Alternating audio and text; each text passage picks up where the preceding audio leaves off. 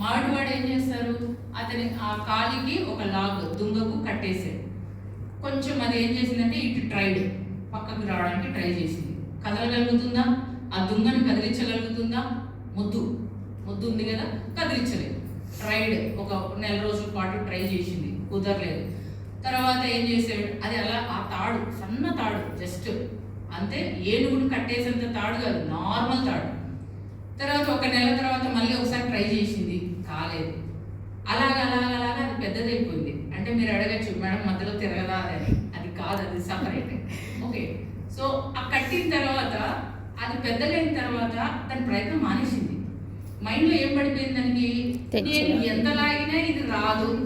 అంటే తన శరీరం పెరిగిన మెదడులో అది ఏమైపోయింది, ఫిక్స్ అయిపోయింది. నేను ఏం ప్రయత్నం చేసినా అది నాకు కదలదు, నేను బయటికి రాలేను అని. అలాగే మనం కూడా ఏం చేస్తామంటే చిన్నప్పటి నుంచి ఏర్పడినటువంటి అపోహలు, తర్వాత ఒక డెసిషన్స్ మేకింగ్ చేసే అడుగు బయటికి చాలు